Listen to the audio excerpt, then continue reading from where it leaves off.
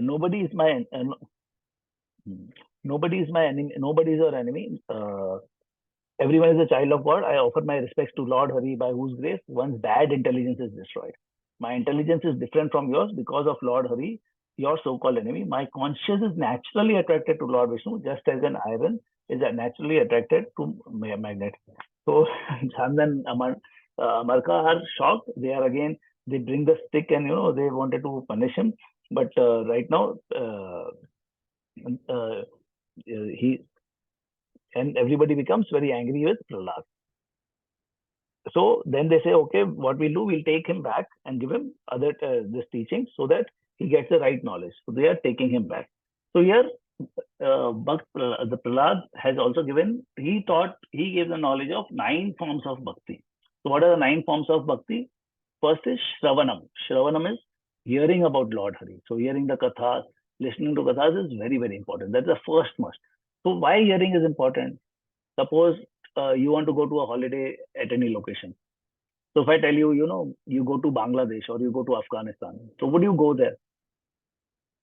Would you want to go to a holiday at Afghanistan? I say, come, I'll give you, I'll sponsor your trip. Go to Afghanistan for 5 nights and 6 days. Anybody interested to go to Afghanistan? No answers. Or if I tell you, you go to Switzerland, I sponsor Switzerland for you 5 days, 6 nights. So would you want to go to Switzerland or you want to go to Afghanistan? Very bold. Switzerland, correct. So why you want to go to Switzerland? Why Switzerland? Why not Afghanistan? Afghanistan is maybe not safe. So why you feel it's not safe? Why you feel it's not safe? So we have heard about it. So we have heard. We have heard about it, yes. Correct. We have heard about this. So we have heard that Switzerland is beautiful. So we should go there. So Shravanam is, that's the reason Shravanam comes first. Once a thought comes to us, that by listening, then only, so say a movie, when a director makes a movie, first a thought enters his mind and then he makes a movie. So here we listen to something, then we decide, then it is good, it is bad. So Shravanam is very important to know what is good, what is bad. So when you listen from the Shastras, then second one is Kirtanam. Kirtanam is chanting the name of Lord Hari. Kirtanam also means doing katha. So it doesn't mean, just chanting is also Kirtan. If you discuss about Bhagavatam, that is also Kirtan.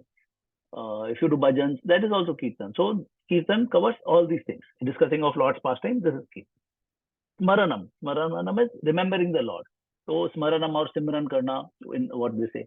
So Smaranam is thinking about the Lord, always thinking of the Lord, thinking about his pastimes. That is Smaranam, always thinking.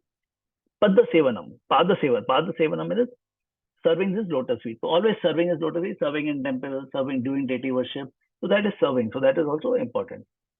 Archanam. Archanam is worshipping his deity. So worshipping his deity is fifth one.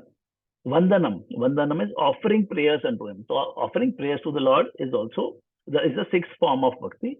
Dasyam. Dasyam is becoming his servant, treating ourselves as servant of the Lord. So that is that's the seventh one. Sakhyam. Sakhyam is considering him to be your best friend. Considering him as your best friend. So you are considering him as a friend. You are having a relationship with the Lord. So Sakhyam. Then Atma Nivedanam. Atma Nivedanam is complete surrender. Lord is everything and I have completely surrendered. So if somebody does any of these bhaktis, he'll progress in life. So he'll always, so Shravanam, Kirtanam, generally people start and then they progress ahead and then they create relationship, then they reach to a stage of complete surrender. So it's a progressive thing. And any of the bhaktis we do, it takes us forward. So after that, Prahlad again went back to school. Then he's coming back now. Hiranyakashipu says, okay, good. Now he's coming. He's sitting on the lap of his father. He says, okay, my dear son, please repeat whatever you like the most from what your teachers taught you. This time, he's not giving any generic question to Prahlad. Because if he gives generic, he can answer anything. So he says specifically what your teachers have taught, what you like from that, you tell me. So now again, Bhakt Prahlad starts speaking. So he says, but Bhakt Prahlad, he's having 2 teachers. One is the teachers which were this Sanda and Amarka, and then there were Narad Muni is also his teacher. So now he's telling what he learned from Narad Muni, who was his teacher. So then he's telling like this. My dear father, there are 9 ways of performing bhakti unto the Lord Vishnu. So 9 forms which we discuss now. One who follows one or more of these, all of these 9 limbs of bhakti unto Lord Vishnu or Krishna is the most knowledgeable person. So if you follow one or more, most knowledgeable. So minimum one, maximum can be any person. Hiranyakashipu became furious and just said, so now he said, you unqualified. So now he's becoming angry on his teacher. He's saying, what are you teaching? Then Shanda and Navarka saying, oh, we did not teach him everything. Don't accuse, this is Prahlad's devotion to Lord Vishnu. So Hiranyakashipu was asking Prahlad, then who is teaching you this? You are one of the most degraded in our family. Tell me who has developed this. So Prahlad says, dear father, bhakti unto Krishna is not developed by those people who are not self-controlled. So one important lesson, if you want to learn bhakti, it can be from a devotee only. You cannot learn bhakti from materialistic people. So nowadays, a lot of materialistic people, they do Bhagavatam Katha, they do Bhagavad Gita for money. If you go, there are people, they take lakhs. They take lakhs for doing a Srimad Bhagavatam Katha for 7 days. They say, 7 days, tell me how much you'll give me. So they take huge money. They say, what is the setup? Is it in a proper hotel, 5-star hotel? What arrangements have you done for us? For stay, for food, everything. So those people are not doing, they will not be able to give you the right knowledge. So this should come from self-controlled and devotees only. Because of their self-controlled, because of their uncontrolled senses, they enter hellish life and repeatedly chew the chewed. So this word chew the chewed comes from Bhakt Prahlad. So he tells, chew the chewed means if you see a sugarcane juice, sugarcane, when they put the proper sugarcane, one time it will go, then that will crush, put out some juice out of it. Then again they'll put it back. So then some more juice goes out and the sugarcane becomes, after some time, it becomes powdery. So we are also chewing the tube. This nature, earth, is being chewed every time. So many years it is being chewed. People are using these natural resources and we are continuing to chew the tube. Basically, we have reached a stage, there's nothing left in this nature and we are just trying to enjoy that. And desiring the same temporary pleasure, and everything is temporary. We are trying to just enjoy that. They don't understand that Lord Vishnu is the real shelter and goal, because people don't realize. If I tell somebody, worship Lord Vishnu, what are you doing? This is all temporary. Everything, your wealth, everything will go away. But people don't believe. They are just blind to spiritual life. They say, nothing. So like, I know people in Bombay. You have in Jew, ISKCON also has a school. They run a proper school in Lokhandwala. Lokhandwala is a very, very posh place in that locality. They have a proper school, beautiful. I think it's the ICSE school. It is one of the best schools there. But some parents don't want to send their children there. They say our child will become a devotee, or he'll start learning about God. No, we don't want religious. They are okay. A child starts smoking at the age of 15 or starts drinking. They say it's okay. वो अपने culture में is coming well. But if he goes to a temple and he learns about God and he becomes good, they don't like it. And this is a culture in these posh places, they don't send their children. So I know my friends, they did not send the child to that school only because of, but some people do definitely send. But that's the thought. They are like Hiranyakashipu. They don't want to people to bring that. So here, Bhakt Prahlad is telling this to his father. Thus, they are strongly bound by the ropes of material miseries.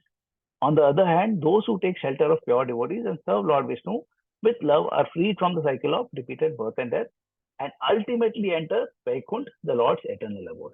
So he's giving proper knowledge to Hiranyakashipu. And then Hiranyakashipu, his eyes are becoming red, he's fuming, and he will punish. So here one thing we realize, Prahlad, although he was a small child, 3 to 5 years, but he was fearless. Generally, you will find people who follow, do worship, they do devotion, they do bhakti, they are fearless because there's nothing to worry about. They always believe God is standing behind us.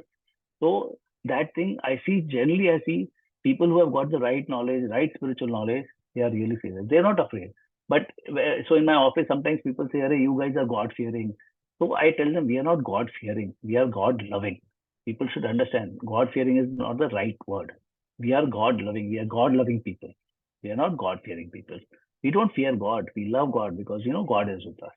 So that's, we should know. So here, Bhakt Prahlad is teaching us he's fearless because he has the right knowledge. So now, after that, what happens? Hiranyakashipu decides to kill his son because he says, No, all devtas, if any devta, anybody would have said such thing, I would have killed him. Now he's my son.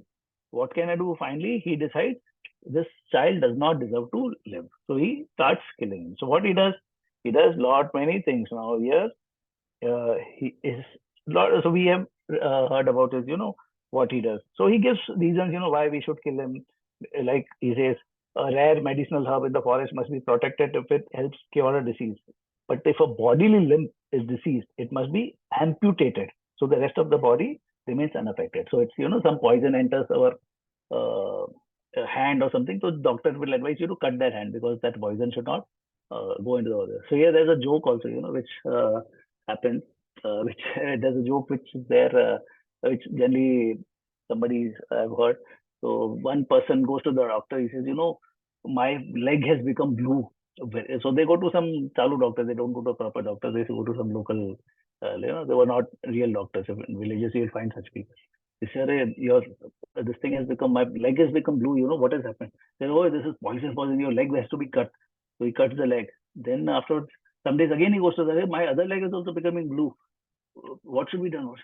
He says, this also has to be cut because it's poison. Then he cuts. I said, now my waist and this thing is not becoming. Then he says, tell me what cloth you're wearing. So then he says, this is a cloth. Arey, sorry, your cloth is leaving color. Because of this, your body is catching the color of this. You're wearing the lungi or a pant which is blue color and it is catching this thing. And so this is a knowledge those people have.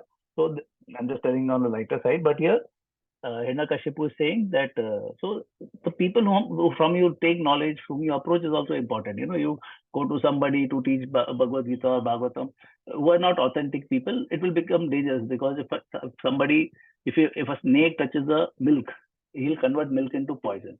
But if a sage or a great person makes milk, he'll make that milk into a kheer or he'll make it to the best thing for the person to drink. So now he decides. So now what he does many things for killing. So he he puts him in a black dark house where snakes are there. So he's saved. Snakes get converted into flowers and garlands, and he's there. Then he sends he puts a mad elephant behind Bhakt Prahlad, who to hit him, but the elephant doesn't touch him. He doesn't leave him. Doesn't touch that way. Then he throws him from a mountain, throwing him down, but Prahlad doesn't die. And he's still doing so many things, but Prahlad, nothing is happening to him. So he's starving him in a black cell, poisoning him. He gives him poison and food, but nothing happens to him. So, and he is exposing him to severe cold, winds, and water, but nothing happens. He used a boulder to crush him, like a road roller or something to crush him, but nothing. Prahlad is not happening. When Prahlad such thing happens, Prahlad is fearless. It's not that he's afraid. Oh, something is coming to kill me. He was in any of the times he doesn't become afraid because he's always believing the God is behind me. So if you see a small child, the child a father will throw a child in the air and he'll catch him back. You will not see the child having any fear because he knows that my father will hold me, he'll catch me. Here also, Prahlad is behaving in exactly the same manner. So again, Hiranyakashipu is sad. Then again, this Shukracharya's sons, they come, Shanda and Amarka, they come. They say, okay, why are you sad? Again, we'll again give a try. You don't be disappointed. You have already captured 3 worlds. Why are you afraid of the small child? So you don't take him seriously. We'll train him again because he's a small child. We can again train him. So they take him again back to the Gurukul, whatever they called him. And now Prahlad goes there. And now what Prahlad does, he starts teaching Bhakti to all the students. So he's there. Every student sees him, and he was not the child who used to waste his time playing games on all materials. He was only learning Bhakti. And what he did, he started teaching Bhakti to all the students, and everybody became this thing. So he gives a knowledge. So here he gives one important knowledge is that human life is about 100 years. So right now it may be 80, but at the time he says human life is around 100 years. Out of those 100 years, most of the time is spent sleeping, sporting, activities, old age, etc. And the rest of the time is spent making unnecessary attachments and fulfilling material desires. So, quite a part of the big time of our life goes away just like that. We don't realize also. Instead of being so absorbed in just external duties in this material world, one should better try to please Narayan, who is the father of all beings. He is very merciful to everyone. By surrendering unto him, one can attain him in his eternal abode. I received this knowledge of Bhakti from Narad Muni while in my mother's womb. At that time, my mother was under the care of Narad Muni. So, all the children were the children of actually Asuras, because all the demons were studying there. It was a school of all demons. And he's giving this knowledge, and he's saying, Bhakti is the best spiritual path by which one becomes liberated from this material world. One should perform Bhakti under the guidance of a bona fide guru. And one must worship the Lord in the company of other devotees. One, we should have a guru in his life. So if you see in our earlier story also, Jad Bharat, we heard, why King Bharat lost this. Second point was that you should do devotion along with devotees. So he went alone, did not have devotees. One is you should have a guru, and also you should do worship Lord in the company of other devotees. And according to the scriptures, one should hear about the Lord and meditate upon him. One must also be very respectful and loving towards all living beings. So in the whole thing, Prahlad is never angry with his father. Never shows, what kind of a father he is. Yeah, he's killing me. If it was in US, so you have that now 108, what number you dial, the children dial, and the parents can also be put in jail. That so he was not like that. He was always loving. He did not have any envy against his father, and thus one will be free from all bad qualities and attain the love of Lord. So he's teaching everything. Then when this Shand and Amarka suddenly came back and they realized, what is happening, he sent Prahlad back to his house. He said, we don't want to keep him. He will spoil all the children, and Hiranyakashipu will kill them. So he goes back. They are seeing all this.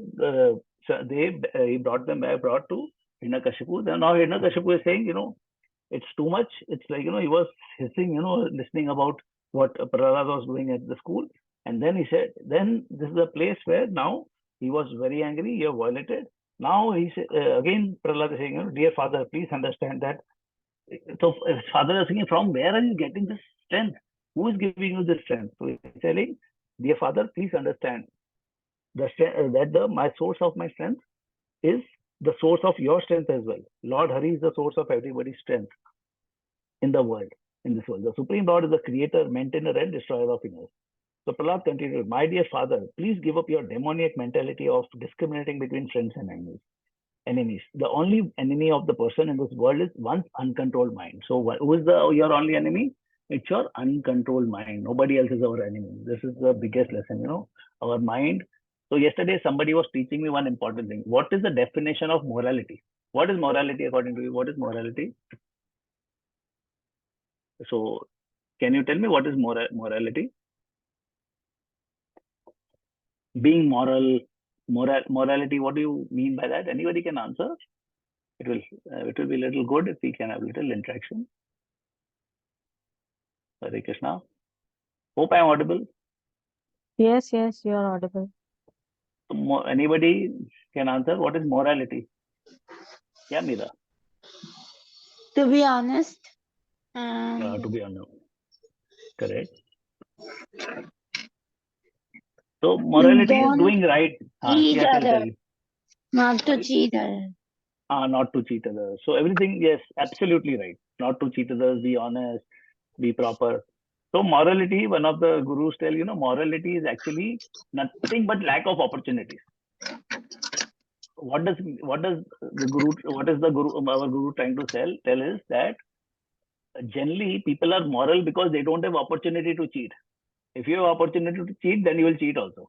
So in this material world, in this Kali Yuga, some people are moral because they're genuinely good, but there are some people who are not over moral because they don't have opportunity to cheat. Everything is perfect around, they are strictly monitored. Somebody is watching them, police is monitoring them. That's the reason the morality is this thing. Morality is nothing but lack of opportunity. So if police was not there, people would jump the signals, they would do everything. So morality, some people will stand at the signal even if the policeman is not there, but some people jump the signal. So basically, it's morality is lack of opportunity. So that is also one of the way to see, because in Kali Yuga, this is happening. So here, Prahlad is saying, you don't discriminate between friends and enemies, because our uncontrolled mind. So morality, why I was telling, why it came out, because of our controlled mind. So our mind is totally uncontrolled. It can go to bad things very, very easily. People get attached to some distraction is very fast. Attached to wrong things is very fast. So you see, therefore one will have no enemies if one conquers the mind and senses and gives up one's bad qualities like anger, envy, and greed, and treats everyone equally. So this is so your whole Bhakt Prahlad's teachings are amazing teachings. Huh? Perfect. So hearing this profound, again, Hiranyakashipu says, your foolish words are only, desiring to kill me. You tell me, where is God? Where is your beloved God? Now here he's questioning, where is your God? And then Prahlad says, where he's not. He's in everything. He's present in this pillar and that pillar. So here, what he does, Hiranyakashipu picks his sword or a club and he hits one pillar. So when he hits a pillar, then Narsimhadev avatar appears. So Lord Narsimhadev avatar ki jai. So Narsimhadev is a very, very powerful avatar of Lord Vishnu, and worshipping Narsimhadev, all our vignas, all our hurdles go. We are always, if people, I'm also wearing Narsimha Kavach. So they say you should wear Narsimha Kavach, or you do Narsimha prayers every day. It's very powerful, and you will be always protected. So I'm very fortunate. I'm born on a Narsimha Chaturthi also. And when I was born, Narsimha Chaturthi and Buddha Purnima, both was on the same day. So there are some very, very auspicious, so fortunate. So I'm protected by Lord Narsimhadev, I feel. So I have a blessings of Lord Narsimhadev. So Lord Narsimhadev, we should always worship and do things. So we have his prayers, which we do. So now Narsimhadev comes out of that pillar, and then Hiranyakashipu is worrying, what is this? He could not realize, and he came out with a very thundering sound when that pillar broke, and then he's trying to understand who is. So Lord was, how he was looking, Lord had angry eyes resembling molten gold. So Lord's eyes were reddish, molten goldish color. They were, very angry. And his mane shone like while his deadly teeth covered the movements of his sword-like tongue. So his teeth were because he was half lion and half human being. So his teeth were very strong. And his gaping mouth was an invitation for all lemons to be burned. His nostrils appeared like dark mountain caves. His broad chest seemed thrust into the sky, while his bodily hair resembled the moon's splendor. So Hiranyakashipu had never seen such a being. So he never asked a boon from Brahma to be protected from such creatures. So now he could not do anything. Now Hiranyakashipu, what he did, with some courage, he goes to attack Narsimhadev, Hiranyakashipu, but thinking that he will be able to kill him. The Lord immediately tosses him away, and there's a fight happening between both of them. So what happens? There's a continuous long fight which happens between them.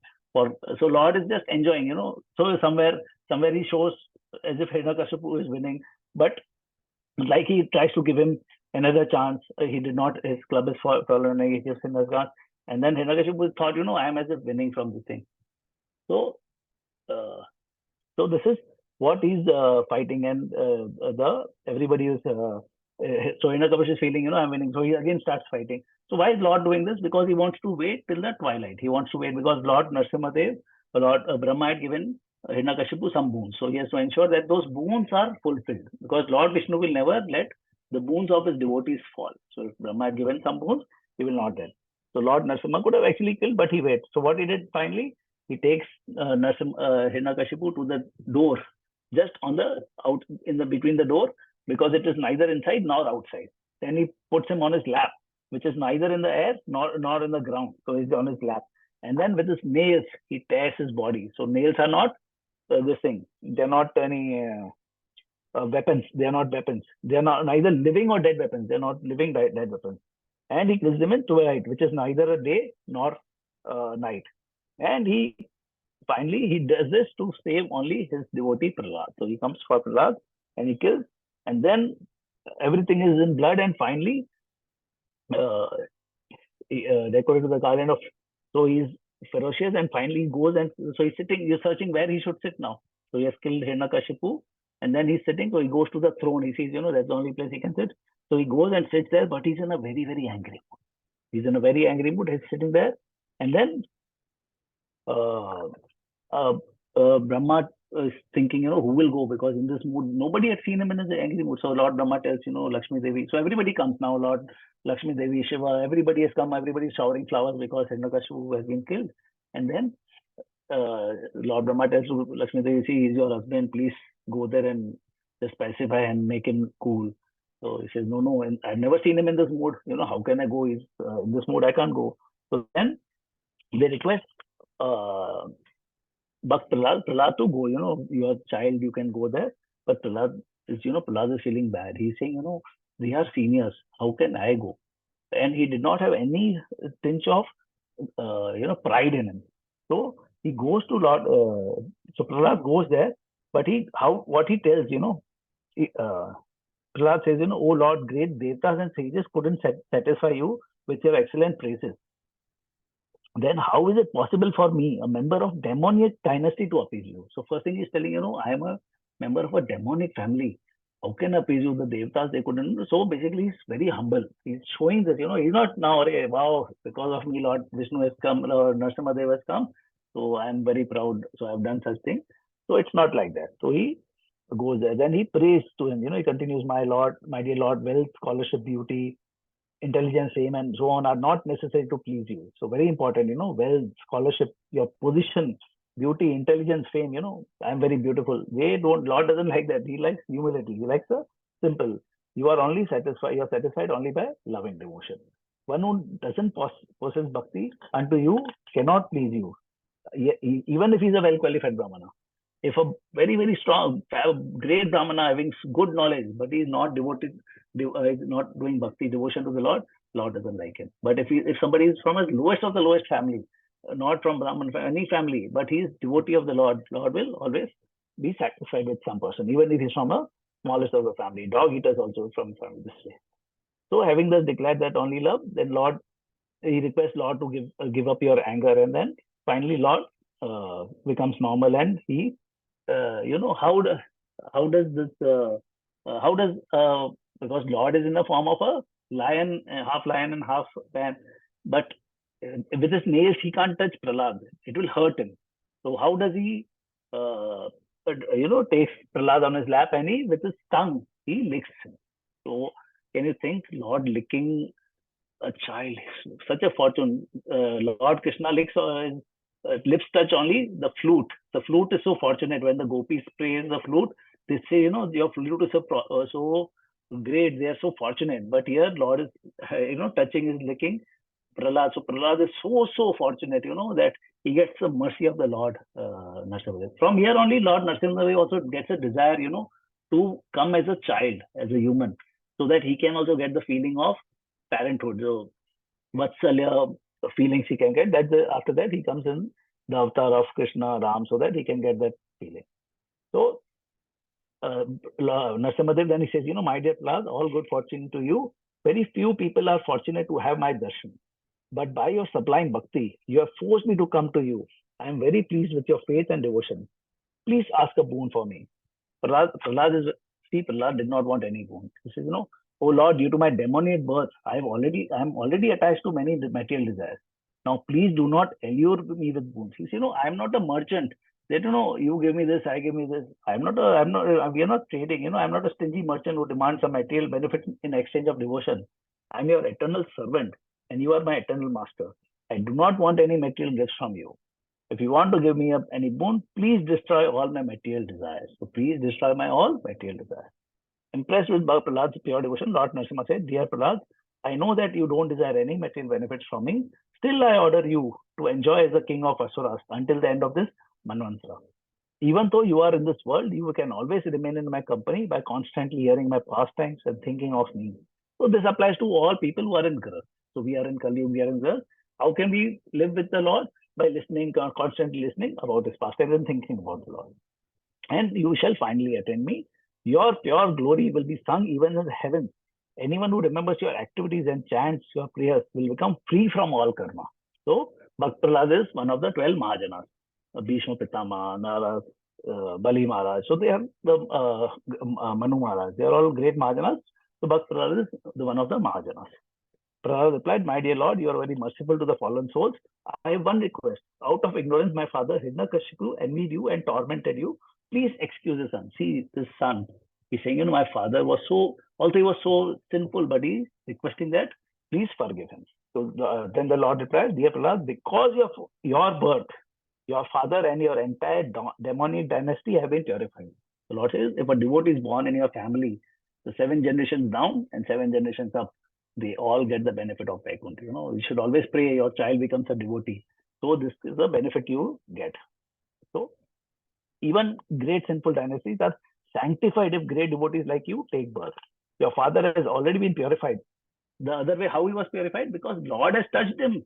Lord, Nrsimhadev touched Hiranyakashipu through his nails. He's purified there only. How did it to Putna and so many demons? By his touch. They are purified because Lord has touched them. So Lord Brahma now says, then Lord Brahma spoke, I gave this thing, demon received a boon. I will, so here Nrsimhadev tells Brahma, giving such boons to demons is as dangerous as feeding milk to poisonous snake.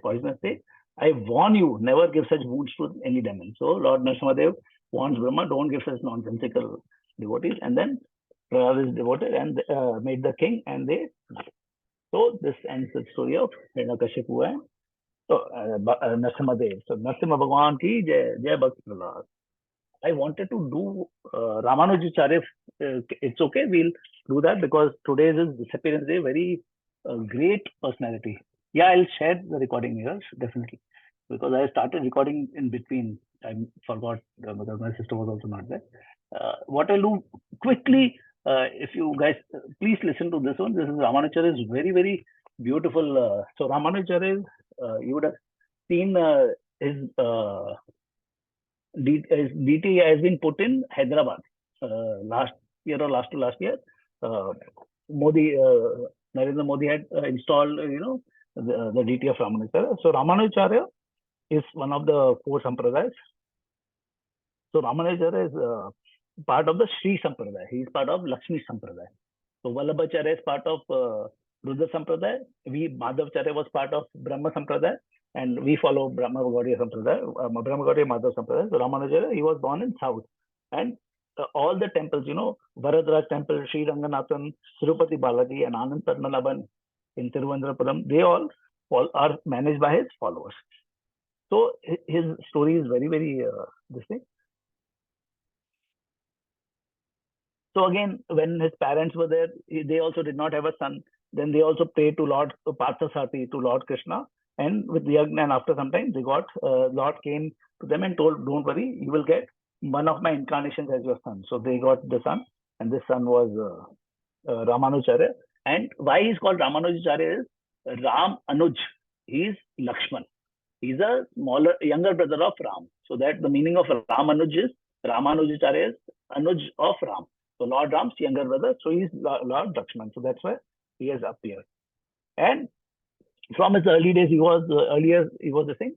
But at the age of 16, he got married after his father passed away. And then he was staying at that place. And then he started to shift to a place in Kanchipuram. Kanchipuram is one of the holy places in South. And there he used to worship Lord Varadaraj. And he stayed there for some time. So it says, Lord Varadaraj is an ancient city form. And the deity of Lord Varadaraj comes out once in 45 years. And this was worshipped. So here one important, so he also had some friend called Kanchipurna, and they were friends. So, and they were this thing. So he had a guru because he had a professor, not a guru. He was under a teaching because in South they have schools, and in South you have got very good education on the spiritual matters. They give you good knowledge. They give you intelligence, but not all give you bhakti. But they'll give you intelligence. You will have a lot of knowledge. So here Ramanujacarya went to a school where there was a professor called Yadava Prakash. But Yadava Prakash was a follower of Mayavad. He was follower of Shankaracharya, thinking about, God is one, and he never believed this thing. So always Ramanujacarya and his professor, they always had arguments. So because Yadava Prakash was teaching something which was not correct, and so always think. So here they always had confrontation. So Yadava Prakash was always angry on him. So he said, how come you think you know more than me? And Ramanujacarya used to defeat in debate to his professor also. But after that, Yadav Prakash became very angry, and he thought, I want to kill Ramanujacarya. So the professor thinking, I'll try to kill. So once they decided to go for a picnic, they said, we'll go to Ganga, Varanasi, and take a bath. And he decided that they all will go, and then they will kill Ramanujacarya. So when they were planning that way, when they reached Ganga, so his friend came to know about it. So he overheard, they are planning to kill. So his cousin Govinda, there was one cousin of Ramanujacarya who had gone along with this tour. So he overheard this thing, and then he told Ramanujacarya they are planning to kill. They immediately ran away. So Ramanujacarya immediately ran away from there, and he ran away. He reached a forest. So it was a dead forest. He did not know where to go. So suddenly he saw a hunter family. So husband, wife, but they were hunters. So they said, we'll guide you, we'll take you. So they said, you travel. So he traveled with them. He said, now it is night, we'll sleep here. So in the morning, we'll go. So in the morning, they said, we need water. There's a well here. You bring water for us. So they were little middle-aged. So he brought water from them continuously. So they're feeling thirsty. He was going and bringing water again and again. So finally, when he came back, suddenly he saw they have gone. So he could not see them. And he did not realize whether they have traveled. So then he started hearing the noise of some bells from the temples. So when he was hearing that, so he asked somebody, I want to go to Kanchipuram. Where is it? He said, you are in Kanchipuram only. We know you. You are Ramanujacarya. So it was Lord Vishnu and Lakshmi, Lord Narayan and Lakshmi. They came and they personally brought him here. So he was reached. So he was thinking that way. So now he had actually reached the city. And then again, he went to Yadav Prakash, and again Yadav Prakash told, okay, we are so happy. So finally, after that, he left the school and he was separated from Yadav Prakash. Then he started his own.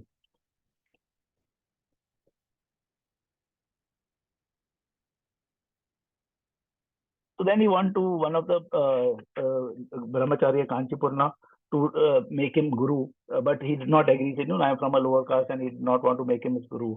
And then, so there's these stories which happen. So finally, so then he said, how can I make somebody a guru? So he said, okay, what I'll do, I'll bring Kanchipurna, this person, to my house and serve him. And when I serve him, so whatever prasad he leaves, I will eat it. So this is a process, this is a very, very strong process of taking prasad of your, so whatever your guru or somebody eats, if he leaves something, that is actually considered as a prasad and what we consume. So Charanamrit, if you go to temples, that is given. So that is only prasad when we offer a bow. So Kanchipurna came to know about this thing. So he went early to his house. So when he went early to his house, his wife cooked and he gave the prasad to Kanchipurna. But Kanchipurna then left.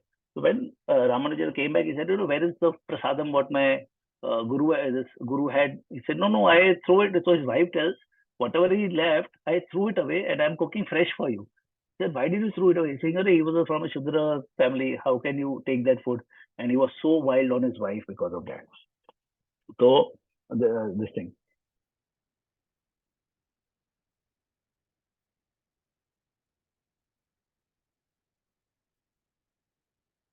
So there was one more guru in called Yamunacharya, who was in Tirupati Balaji.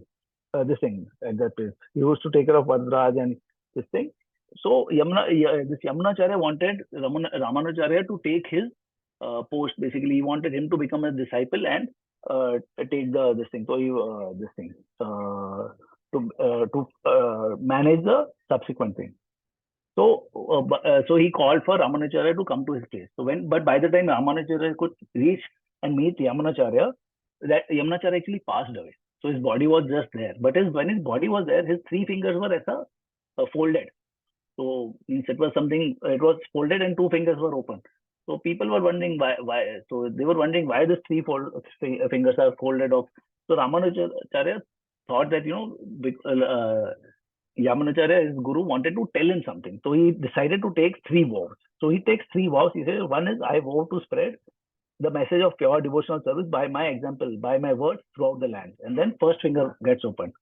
Second is, I vow to write a Vaishnava commentary of the Vedanta Sutra by the name Sri Bhashya, completely refuting Shankaracharya's arguments and philosophy and establishing pure devotion and eternal service of the Lord as Supreme. So again, second finger open.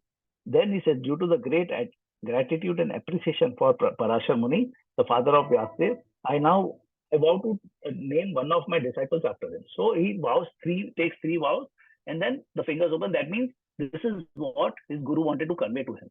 Also, he passed away. This is the way he got the message.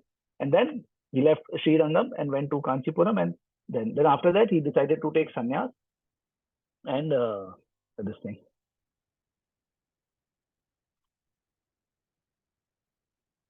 So again, what happened? His wife always was a hurdle for him.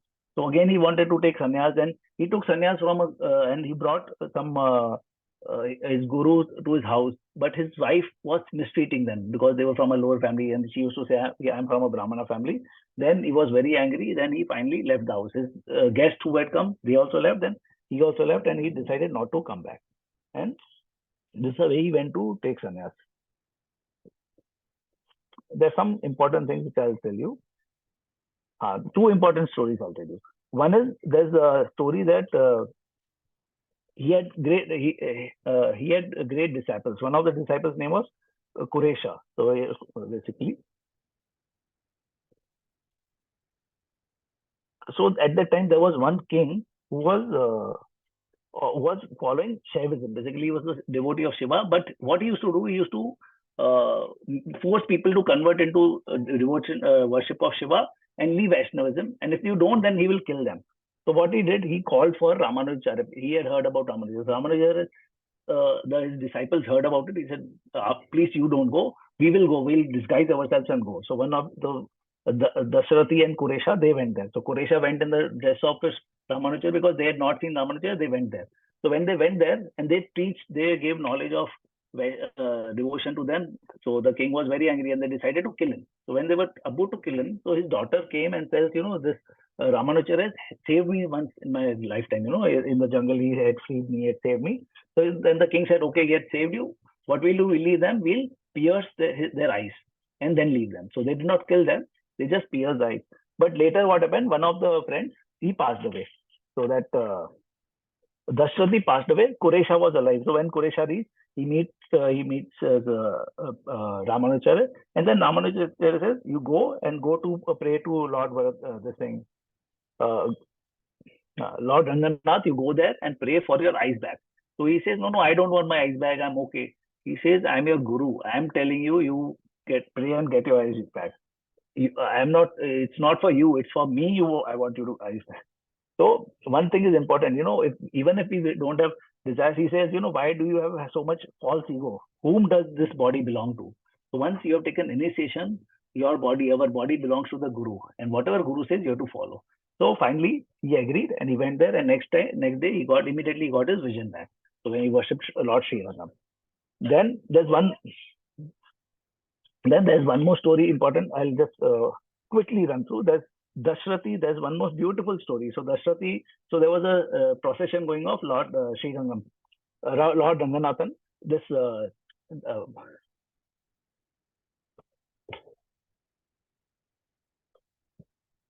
So there was a procession going. So there was one guy, Dashrathi, who was looking at the lady. He was focusing on a lady. So Ramanujacarya is saying, you have Ranganathan and you're focusing on, he's saying, that lady is so beautiful. Her eyes are so beautiful. So I'm just looking at that only. He said, if I show you somebody more beautiful than that, will you start loving that? He said, yeah, of course. If I see somebody more beautiful eyes, I'll definitely. So then Ramanujacarya brings him to the temple of Ranganath. And then he tells to the pujari, when you do this worship, so just bring the lamp near the eyes, wait for some time, then he prays to Lord Ranganathan to show beautiful eyes. And when Dashrathi sees that eye, so whenever if you see Tirupati Balaji's Aarti, when this lamp comes near the face looks very beautiful of Tirupati Balaji. It's very beautiful. If you have the opportunity, see that. So he saw, and then Dashrathi, got mad, and he started worshipping Sri Ranganathan. And so this way, then he brought him, and then finally he got this person, Dashrathi. Dashrathi became a great devotee of this thing, Ramanujacarya, and Ramanujacarya got married to the same lady, same lady whom he was watching, and they stayed together. But the other Brahmins became, envious, and they thought, what is this? They are materialistic. So there he wanted his devotees, he wanted to teach his disciples one lesson. So what he did one night, he tore the cloths of what his devotees were wearing. When he tore them, so when they were sleeping, he just tore the dresses, whatever dresses they were wearing. So dhotis or dress. And then when in the morning when they got up and they started fighting with each other, they thought, somebody else has done. So then he didn't tell anything to them. So he saw their behavior. Then next day he told them, see, this lady, Dashrathi and his wife, they're sleeping. You steal all the wealth what they have. So they were little rich. They steal all what they have. we will use them. So everybody said, yes, we'll steal. So in the night when these were sleeping, they stole all their wealth. When Dashrati, that lady, wife, was sleeping, so what happened? She turned one side. So they had taken jewels from her body also. So when she turned, they thought she's waking up, and they left. They became afraid. So then Dashrati and his wife, Dashrati's wife told, what had happened. So Dashrati, they are talking among themselves, not with anybody else. So they are discussing among themselves. Then Dashrati tells to his wife, why didn't you allow these people to steal everything? We did not want anything. If Guru had ordered them to do that, you should have allowed them. He said, actually, I was allowing because one side they had stolen. I just turned the other side so that they can steal from other side also. But they woke up. And this discussion was being overheard by the disciples and Ramanujacarya. And they felt so embarrassed because see the level of these devotees. She said, Guru ko jo chahiye, whatever he wants, we should give it. And this is the teaching he gave. And there's one more thing, where so I told you about taking prasadam. So once Ramanujacarya went to a lake and he was eating something and he was throwing that whatever balance what he had left in the pond, and the fishes were eating it. And when the fishes were eating it, they started going to Vaikuntha from there. So all his disciples are wondering, we eat your remnants every day. Nothing is happening to us. Fishes, so just today they went and they reached Vaikuntha. What is this? He said, they are more pure than you. You are still, you have to come over this thing. For you, bhaktis are not, it's like you have become a mechanical process. So this is a teaching which he gave, although we feel that we do strong bhakti, we do this, we do that, nothing, unless until we are pure, nothing will happen. Then one more thing. So once there was one person called Shailapurna. He was a devotee of the Lord. He wanted to give Lord Ramanujacarya a secret mantra. He told him, there's a very secret, powerful mantra. It's called Om Namo Narayana. If you chant this, you will be liberated. But don't tell to anybody. And if you tell to anybody, you will go to hell. He said, Acha. So immediately Ramanujacarya goes to a terrace of the top of the building and he calls, shouts, everybody, come here. I'm going to give you a mantra which will liberate you. And that mantra is Om Namo Narayana. This person becomes wild on him. I gave you a secret mantra and you told, he said, see, if I tell to somebody only, I will go to hell. But if lakhs of people chant this mantra, they will go to Vaikuntha. So I'm doing for them. So this was such a great personality. And then finally, after 120 years, he stayed and he departed. So if you see Sri Rangam temple, those temples still, Ramanujacarya's work has been amazing. So he had actually, because of him only, the devotion and this thing kept forward. So he passed away 1137 CE. He came before Madhavacharya. So this is the story of Ramanujacarya, and today is his disappearance day. And he loads a lot of sutras and this thing, giving knowledge of Bhakti in its Sri Bhashya commentary. Okay. Sorry, I took a little more time today, but because too important. So that is on our, what is the name? The Krishna story, only one half chapter is left, so we'll do it anytime, maybe during the thing. So today we'll complete this. And then now, after Bhakt Prahlad, we have a next story is Gajendra Moksha. So we'll do that. Okay. So I'll just stop recording.